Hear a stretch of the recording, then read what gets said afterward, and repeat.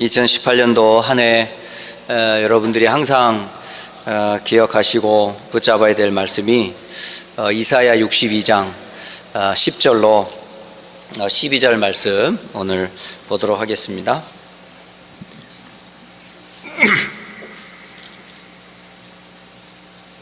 자, 이사야 62장 10절에서 우리 12절 말씀 같이 함께 읽도록 하겠습니다. 준비되셨으면 같이 읽겠습니다. 성문으로 나아가라, 나아가라. 백성이 올 길을 닦으라. 큰 길을 수축하고 수축하라. 돌을 제하라. 만민을 위하여 기치를 들라. 여호와께서 땅끝까지 선포하시되 너희는 딸 시온에게 이르라. 보라, 네 구원이 이르렀느니라. 보라, 상급이 그에게 있고 보응이 그 앞에 있느니라 하셨느니라. 사람들이 너를 일컬어 거룩한 백성이라. 여호와께서 구속하신 자라 하겠고 또 너를 일컬어 찾은 바 된 자요 버림받지 아니한 성읍이라 하리라. 아멘. 2018년도 이 언약이 지금 성취되고 있습니다. 사실은 말씀을 가만히 생각해 보면서 느낀 게 뭐냐면 바울과 바나바를 파송한 안디옥 교회의 응답이 무엇이었을까요? 한번 생각해 봤어요. 바울만의 응답일까? 바나바만의 응답일까? 그렇다면 그 뒤에서 기도하는 안디옥 교회는 어떤 교회죠? 어떤 응답을 받았어요? 생각을 잘 하셔야 됩니다. 목회자의 응답이라고 보시면 안 돼요. 교회의 응답으로 보셔야 돼요. 결국은 갔다 온 바울과 바나바가 돌아와서 성도들의 기도가 어떻게 응답이 되었는지 보고하는 시간들을 항상 가졌거든요. 그게 우리가 말하면 선교 포럼이라는 거예요. 선교는 저 혼자 하는 게 결코 아닙니다. 그리고 어느 특정한 사람만 하는 것도 아니고요. 선교는 교회라면 다 해야 돼요. 정말 그렇습니다. 사실은 저는 복음을 알기 전에 제일 어려웠던 게 뭐냐면 전도예요, 전도. 그리고 제 꿈에는 선교라는 단어는 아예 없었습니다. 그러니까 전도하는 사람 보면 참 부러웠어요. 야, 어떻게 저렇게 전도를 잘할까? 해마다 전도 왕 시상식도 하고 어떨 때는 막 전도 왕한테 막 대형 TV도 막 선물을 해주고 때로는 금반지도 막 해주고 때로는 뭐 여러 가지 뭐 상품을 내걸고 그 선교 내지는 전도 왕을 뽑는데 저는 해당이 없었어요. 왜냐하면 사람 만나는 게 너무 부끄러웠기 때문에 성격상 누구한테 이렇게 가가지고 이 말한다는 자체가 저한테는 진짜 어려워요. 예. 심지어 제가 대학을 졸업하고 이제 사회생활을 시작을 할 때 제 한계를 사실은 깨뜨리려고 택한 직업이 영업직이었었어요. 왜냐하면 나의 한계를 깨뜨리려면 사람을 만나는 직업을 택해야 되기 때문에, 그리고 뭐 방구석에서 일할 게 아니고 막 필드로 다녀야 되니까, 그러려면 사람을 만나려면 결국은 자기라는 기준을 깨뜨리지 않으면 절대 사람을 만날 수가 없어요. 그래서 주변 사람들이 볼 때 저는 막 굉장히 현장으로 많이 다니는 사람인 줄 알았어요. 아니에요. 제 스스로 성격 자체가 누구를 이렇게 만나고 누구를 물건을 팔 때든지 복음을 전할 때 성격 자체가 그렇게 누구한테 설명하고 그럴 사람이 아닙니다. 진짜 저한테는 제 성격을 깨뜨리기 위해서 나름대로 노력을 했던 게 그런 직업까지도 택했었거든요. 더불어 이제 복음을 전하라 그러면 이게 보이지도 않는 영적 사실들, 하나님이 보이기를 합니까? 예수가 누군지를 정확하게 우리가 알기를 합니까? 죽어봐서 내가 천국을 갔다 왔다면 천국 얘기를 할 수 있겠지만 천국을 갔다 온 적도 없고 지옥을 본 적도 없는 내가 성경의 이야기가 정말 이게 하나님 말씀인지 아닌지도 확실히 없는 제가 누구한테 예수를 믿어라? 이건 진짜 눈에 물건 가지고, 사실 제일 싼 영업이 뭐냐면요, 물건 가지고 파는 거예요. 보여주면 되니까. 이 칼로 말할 것 같으면, 이 그릇으로 말할 것 같으면, 이 상품으로 말할 것 같으면, 이게 말하면요, 이게 물건이 필요한 사람은 산다니까요. 근데 필요 없는 사람들은 안 사죠. 근데 우리는 필요한 사람을 찾아가는 거예요. 그러니까 제일 사실은 쉬운 영업이 보여주는 영업이에요. 물건을 보여주면 돼요. 그 다음에 두 번째 어려운 영업이 있어요. 뭐죠? 보이지 않는 무형의 상품을 파는 세일즈맨이 있어요. 그게 어떤 세일즈맨이죠? 보험이에요, 보험. 보험이 눈에 안 보여요. 사고 당하지도 않았어. 그런데 당한 것처럼 설명을 해야 돼. 만일 당신이 이런 사건이 생기고 이런 암이 걸리고 이런 문제가 생기면 그에 대한 보장으로 이만한 돈이 나옵니다. 전혀 필요도 느끼지 않는 사람한테 필요를 느끼게 해줘야 되거든요. 그러니까 무형의 상품을 상대편에게 보이는 유형의 상품으로 느끼게 해줘야 돼요. 그러려면 뭐가 있어야 돼요? 많은 자료들을 가져가야 돼. 어떤 사람이 이런 사고를 당했을 때 이런 어떤 케이스로 이런 보험금을 받았습니다. 당신에게 이런 일이 없을 수 없다고 생각하고 또 이거 어떻게 생각합니까? 그래가지고 세일즈를 하는데 사실은 거기에 대한 허점도 참 많거든요. 문제는 뭐냐면 사고를 당해야만 그거 혜택을 받는 거야. 그러니까 불행을 당해야만 보험금을 탈 수 있는 거예요. 굉장히 기쁜 소식 같지만은 한편으로 너 죽을 병 생기면 이 돈 줄게 이런 식이거든요. 굉장히 아이러니한 게 이게 보험 상품이에요. 사고가 나야 보장이 오니까. 그러니까 사고 안 나면 안 돼요. 이런 식으로 제가 보이지 않는 상품을 사실은 세일즈로 한 1년 반 정도 사역을 했는데 진짜 저는 아침마다 일어나기가 힘들었어요. 가방 들고 전혀 연고도 없는 곳에 가가지고 반기지도 않는 저를 누가 기다리는 것처럼 찾아간다는 게 너무너무 힘들었어요. 그래서 아침마다 저는 가방을 들고 가는 게 너무 힘들었어요. 그리고 회사에 출근해가지고 영업 현장으로 나가는 게 저한테는 시간을 어떻게 하루를 보내야 될지 너무너무 힘들었어요. 그나마 하루라도 좀 이렇게 업적이 생기면 가서 판매했다고 이렇게 자랑이라도 할 텐데 한 달 동안 하나도 못 팔았어. 그러면 당연히 그에 대한 사례도 없어요. 진짜 이게요, 삭막한 직업이더라고요. 그러니까 성과급이라 업적을 세우면 거기에 대한 커미션을 받는 거거든요. 없으면 못 받아요. 이런 식으로 세일즈를 할 때 참 너무 힘들었어요. 그런데 더 힘든 게 있어요. 그게 뭐죠? 영적 사실. 그래서 제가 복음을 받게 된 게 뭐냐면 그 친구가 한 말이에요. 영남아, 너는 보험으로 세일즈를 하지만 나는 영혼을 보험한다 그러더라고요. 영혼을 살리는 영업을 한다 그러더라고요. 그게 뭐냐? 그게 전도인 거였대요. 전도였던 거예요, 전도. 그러면 전도는 그리스도를 알지 못하면 절대 전도할 수 없어요. 교회로 끌고 오는 게 전도가 아니에요. 하나님을 만나는 길을 모르면 절대 전도가 될 수 없어요.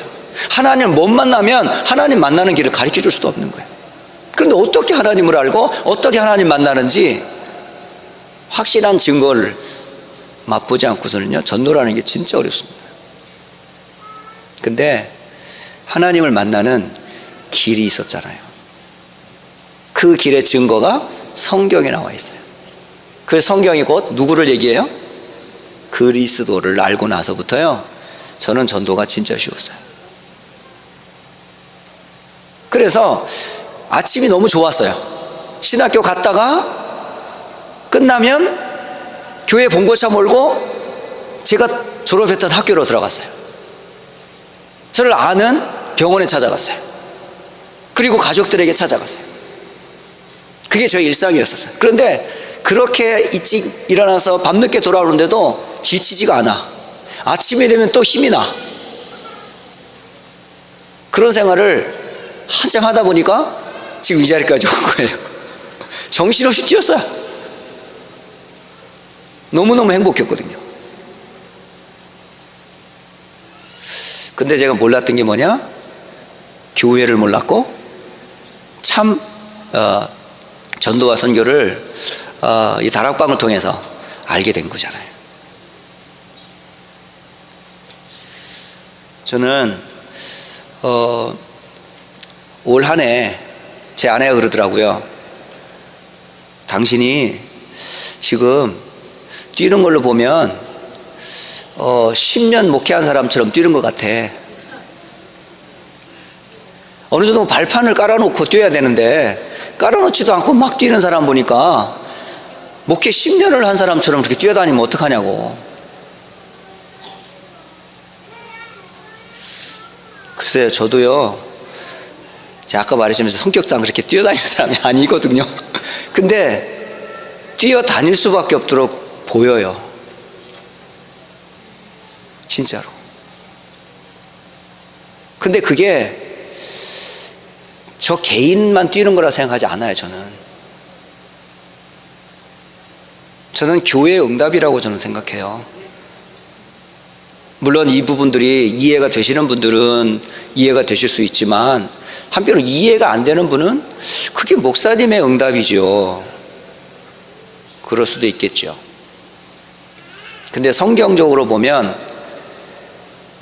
초대교회 마가의 다락방에 사역자인 베드로나 그 12명의 사도들의 응답이 초대교회의 응답이 아니었는가요? 또 바울과 바나바를 파송했던 안디옥 교회의 그 현장의 응답과 선교와 세계복음화의 응답이 모델적인 안디옥 교회의 응답은 아니었던가요? 심지어 아시아와 마게도냐와 로마 교회에 있던 서신서에 나와 있는 많은 교회에 대해 세워진 그 교회로 인해서 전도 선교의 응답들이 그 교회의 응답이 아니었던가요?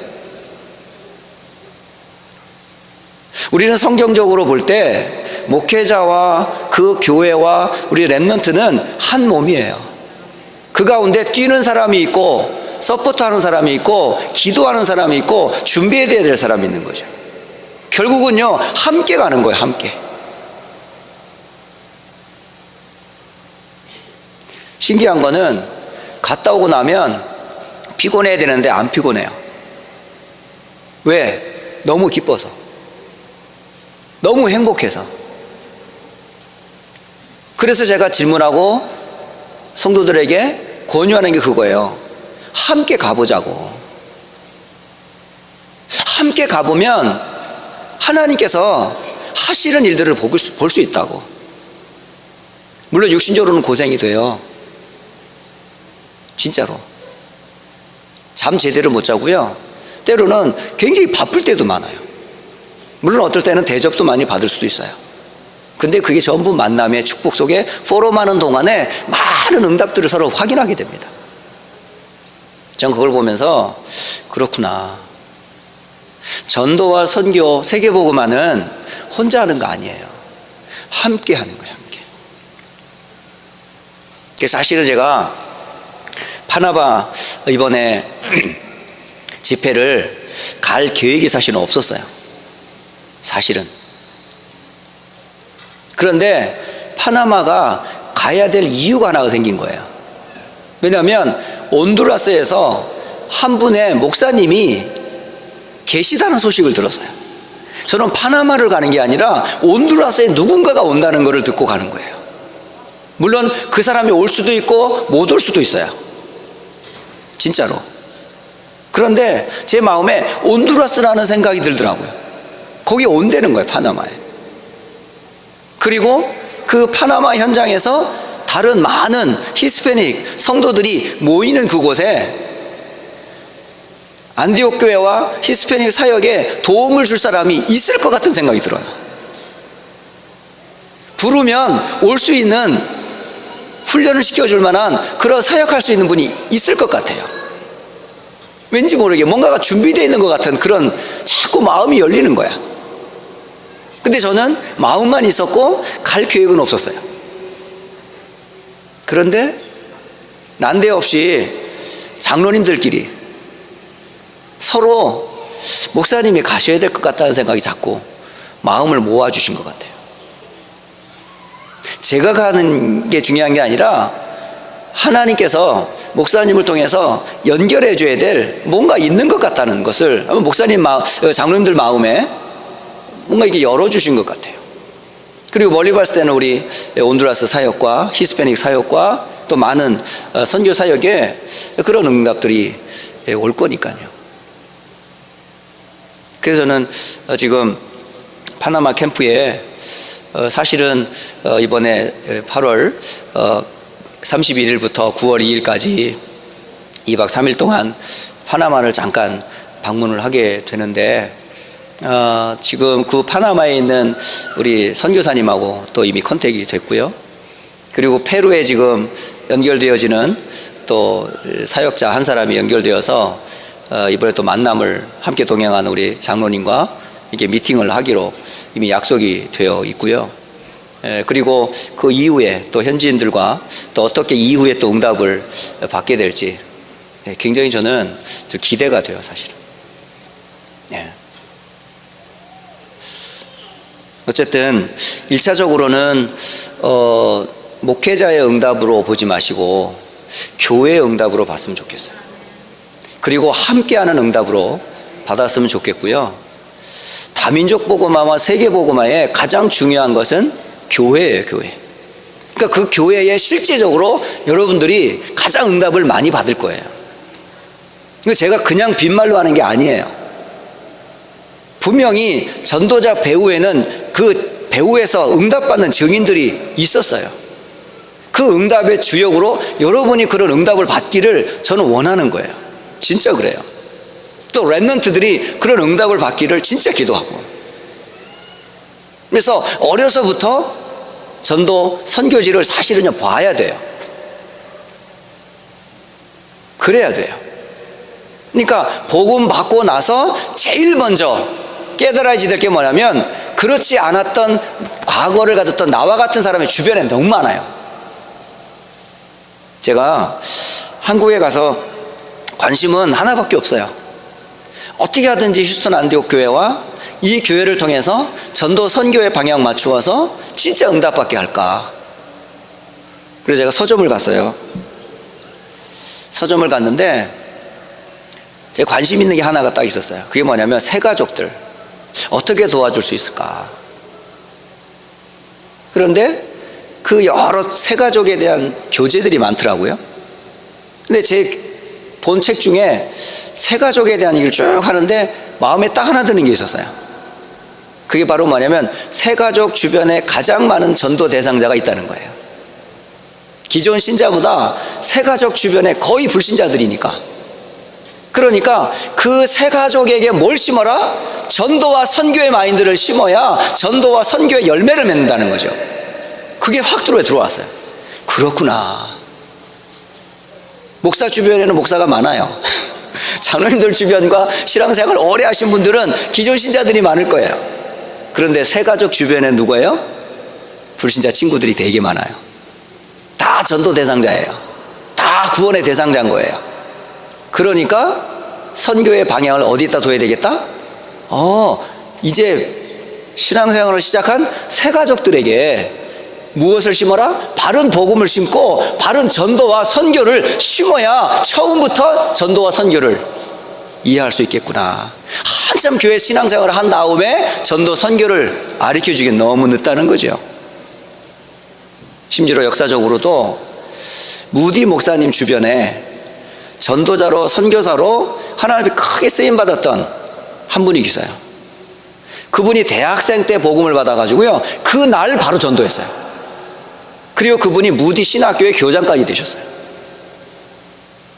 전도는 예수님을 믿고 영접한 순간부터 시작되는 거예요. 사실은 훈련받아 되는 게 아닙니다. 이게 구원받는 순간 구원의 복음을 말할 수 있어야 돼요. 사실은 구원의 감격이 있으면 구원의 감격을 말할 수 있는 대상을 향하면 메시지를 할 수 있어야 되는 거죠.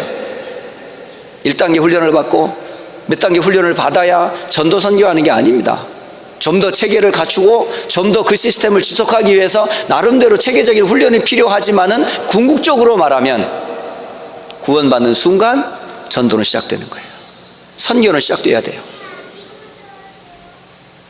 근데 이게 이례적으로 될 게 아니라 뭘 가지고 있어야 돼요? 시스템을 가지고 있어야 돼요. 그 시스템 중에 시스템이 뭐죠? 그게 교회입니다. 태영아에서부터 다민족까지 모든 선교의 가장 중요한 중심지가 어디가 돼야 돼요? 교회가 돼야 돼요. 교회가.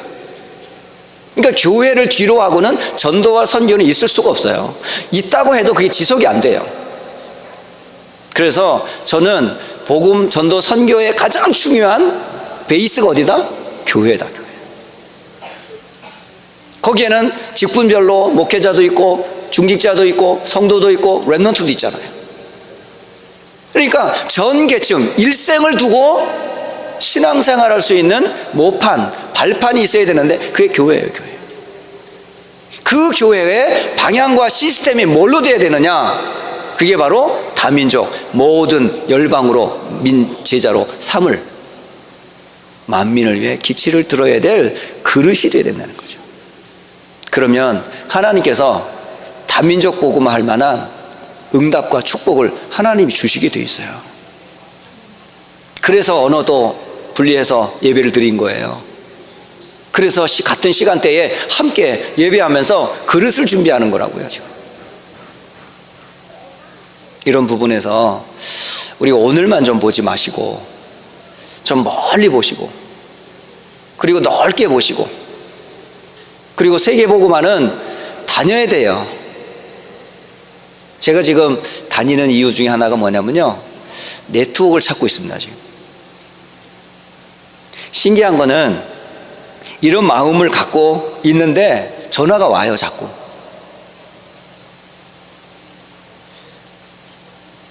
제가 테니스 하는 한 분이 있는데 이분이 인도네시아 사람이에요. 나이가 한 40대 되신 분인데 이분이 심심하면 저한테 이렇게 텍스트 메시지를 줘요. 운동하자고. 근데 이분이 어떤 분이냐? 중국인과 결혼한 인도네시아 여자예요. 근데 제가 한국에 갔는데 그 TCK라고 하는 MK 선교 캠프를 가기 전에 한 군데를 들렀어요. 그 들른 데가 어디냐면 다락방에서 처음으로 파송한 정지태 선교사님이 사역하는 인도네시아 선교에 발족하는 곳에 제가 초대를 받게 됐어요. 그래서 같이 선교 총무 되시는 유하순 선교사님과 함께 그 안산의 예전교회를 간 겁니다. 갔는데 다민족 중에 한국에 온 인도네시아 사람들끼리 모임이 있는 거예요. 거기에 이분이 연결이 된 거라.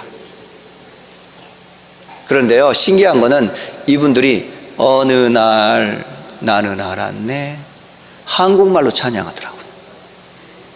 그리고 자기 인도네시아 말로 어느 날을 찬양하더라고요. 제가 그 찬양을 딱 듣는 순간 바로 휴대폰을 꺼냈어요. 그리고 뭐 영상을 찍었어요. 그리고 조금 있다가 눈물 어린 한내 어린 찬송을 부르더라고요. 그게 뭐냐면 인도네시아가 복음화되게 하옵소서라고 하는 찬양을 그 나라 말로 부르는 그들의 한어린 찬양을 하더라고요. 제가 그 두 곡을요 영상을 찍었어요. 그런데 그 두 곡을 찍으면서 제 마음에 누가 있었을까요? 테니스 치는 인도네시아 그 사람이 생각났어요. 그래가지고 이 사람한테 보여줘야 되겠다. 그런데 이분은 만날 때마다 그 복음과 말씀에 대한 기대가 있어요. 근데 제가 충분히 커뮤니케이션이 안 되니까 그래가지고 제가 영상을 보여주려고, 그래서 제가 일부러 그분을 만나면 그거 지금 보여주려고 아직 갖고 있어요. 근데 어저께 텍스트를 쳤는데 이분이 캐나다에 있대 지금. 그래가지고 지금 현재는 그분을 못 만나는데요, 인도네시아 보그마, 곧 인도네시아는요 모슬렘권의 굉장한 중심지예요 거기가. 그런데 다른 사람들이 모슬렘 들어가면 막 핍박한대요. 그런데 인도네시아, 싱가포르, 말레이시아 이쪽 지역에는 모슬렘 사람들이 직접 현지인 모슬렘을 상대하면 굉장히 형제같이 대한다는 거예요. 저는 그걸 보면서 이 사람이 진짜 복음 받으면 그 인도네시아 보그마와 그리고 모슬렘과 진짜 다민족에게 문이 열리겠구나 하는 생각이 들더라고요.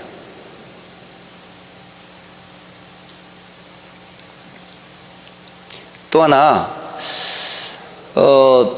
렘넌트 대회 기간 중에 사실은 저는 대학 사역자들 모임을 하고 있었어요.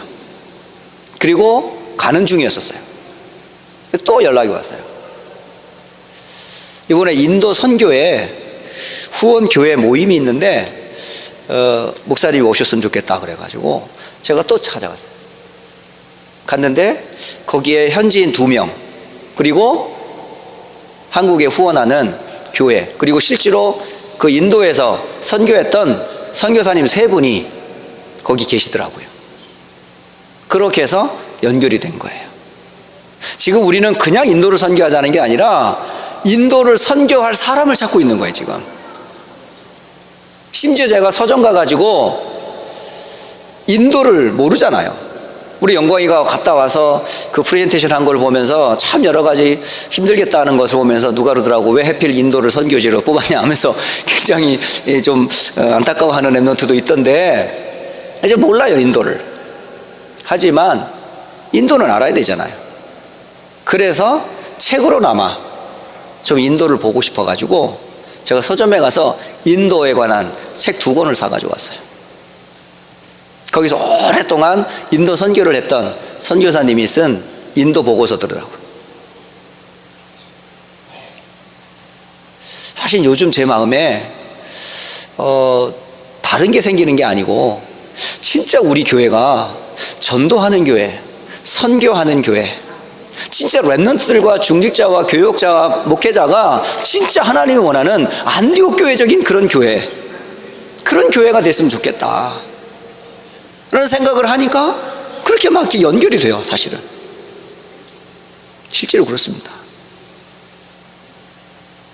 8월 말에 있게 될 파나마 캠프와 집회는요, 여러분 단순히 파나마만 보시면 안 돼요. 우리가 지금 중남미 37개국 선교를 위해 기도하잖아요.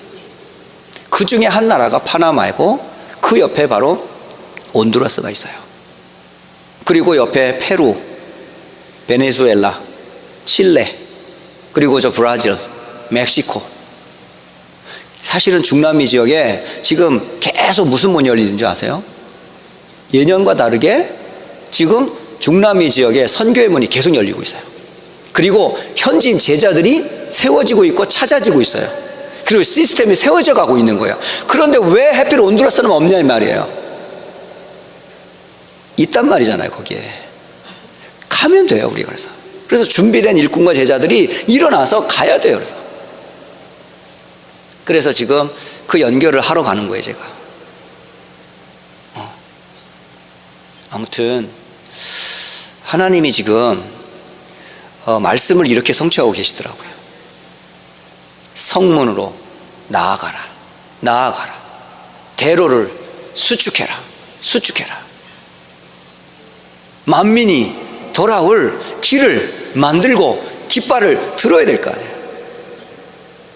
그러면 오는 응답이 있더라고요. 이게 하나님이 진짜 하나님 너무 기가 막힌 게, 이렇게 만민을 위해 기치를 든 개인, 만민을 위해 기치를 든 교회, 만민을 위해 기치를 들고 있는 렘넌트와 사역자들을 어떻게 축복하는지 아세요? 오늘 11절과 12절이 그거를 증거해 주고 있어요. 조금 전도와 선교의 마음을 담고 있는 사역자들을 향하여 하나님이 이렇게 준비했다 이렇게 돼 있어요. 내 구원이 이르렀느니라. 구원의 은혜를 알게 하시고, 뿐만 아니라 상급이 그에게 있고, 하나님이 상까지도 다 준비해 놓으셨대요. 구원 그리고 그 상 뿐만 아니라 너를 일컬어, 12절에 보면 너를 일컬어 거룩한 백성이라 하겠다 이라고 말해요. 근데 이게 거룩하면 하나님 말하는 게 아니라 불신자들이 이 전도와 선교를 위해 쓰임받는 개인과 교회와 가정을 향해 불신자들이 볼 때 거룩한 백성이구나, 구별된 사람으로 본다 이 말이에요. 뭔가 다른 사람으로 본다는 거예요, 우리를. 뭔가 이 사람들은 특별한 구별된 하나님의 사람으로 구별되게 본단 말이에요. 그걸 누가요? 불신자들이 그렇게 일컫는다고 돼 있어요. 초대교회 안디옥 교회 그랬잖아요. 주의 선과 주의 은혜가 보인 그 교회에 이들에게 불신자들이 붙여준 별명이 있잖아요. 그 별명이 뭐죠? 크리스찬, 그리스도인이라 일컬음을 받았더라라고 돼 있어요. 정말 우리 안디옥 교회는 일반 교회와 좀 다릅니다. 그리고 달라야 하고요. 하나님 원하는 교회가 되어야 되잖아요. 그러면 그 색깔이 뭘까요? 그게 다른 게 아니고요, 오직 복음, 그리고 전도와 선교, 그리고 우리 렘넌트들을 제대로 서밋으로 키우는 거예요. 영적 서밋, 기능 서밋, 문화 서밋. 그러려면 우리 어른들이 뭘 받아야 돼요? 응답을 받게 돼 있어요. 그게 비밀 결사대로, 또 렘넌트 미니스트리로, 홀리 메이슨으로. 제가 어른들을 위해서 하는 기도는 이겁니다. 렘넌트를 위해서 기도하는 건 서밋이고요, 그리고 교회를 놓고 기도하는 것은 전도와 선교입니다. 더 나아가서 여호와께서 구속하신 자라. 하나님께서 구속하셨대요. 그리고 더 나아가서 너를 일컬어 찾은 바 된 자여, 잃어버렸던 자를 찾은 기쁨, 그 기쁨이 바로 교회요, 성도 여러분이에요. 그리고 마지막으로 버림받지 아니한 성읍이라 하리라. 여러분, 전도하는 교회, 선교하는 교회, 복음 가지고 헌신하는 그런 중직자 성도 렘넌트를 향해 하나님이 예비해 놓은 축복이 이거예요. 그래서 하나님은 우리 교회를 쓰시는 거예요. 다른 이유가 없어요. 진짜 이제 여러분요, 말씀 잡고 기도하세요. 생각 가지고 기도하지 마시고 언약 잡고 기도하세요. 언약의 하나님이거든요. 우리가 믿는 하나님은 언약의 하나님이에요. 내 하나님이 아니고 생각의 하나님이 아니라 언약의 하나님이세요. 저는 그래서 하나님 앞에 설 때 늘 제가 기도하는 거 딴 거 아니에요. 하나님의 약속의 말씀에 의지하여 기도해요, 저는. 그러니까 하나님이 저에게 힘과 은혜를 주시더라고요. 왜? 제 생각으로는 도저히 응답을 못 받았기 때문에 제가 알아요, 제가. 그래서 저는 제 생각까지 기도 될 수 있으면 안 하려고 그럽니다. 자, 이제 내일 사실은 우리 배영근 장로님의 이제 장례식을 치르게 되는데 참 감사하죠. 배영근 장로님 한 분의 인생에서 하나님과 그리스도의 구원을 받아 자녀된 거 얼마나 감사해요. 또 하나, 그 완전 불신자에서 돌아와서 구원의 복음을 알고 교회 중리자가 된 우리 장로님과 그 가족들이 지금요, 바람이 뭔지 아세요? 다른 뭐 회고 이런 것도 좋은데 진짜 이번 기회에 복음을 전해주세요 이러더라고요. 전도의 기회가 되게 해달라고 그렇게 얘기하더라고요. 진짜 캠프를 해달라고 부탁을 하더라고요. 여러분, 내일 장례식에 가는 여러분 있잖아요. 진짜 여러분 전도자로 가세요. 그리고 캠프로 들어가세요. 그리고 함께 찬송할 때 진짜 하나님께 영광 돌리는 찬양하시고, 기도할 때 진짜 이곳에 흑암이 무너지도록 기도하시고, 그 선포되는 메시지를 통해서 진짜 구원 받을 영혼들이 죽게 돌아오고요, 진짜 전도 선교, 진짜 천국 가신 그 한 분으로 인해서 참여하는 모든 분들에게 천국을 맛볼 수 있는 그런 조금이나마 그런 캠프가 됐으면 좋겠어요. 어쨌든 우리 교회와 우리 사역자들은 뭘 하든지 전부 뭐죠? 전도예요, 선교예요. 그거 외에는 없어요. 저 역시 모자라지만 그 심부름을 할 수 있는 대로 할 거예요. 네.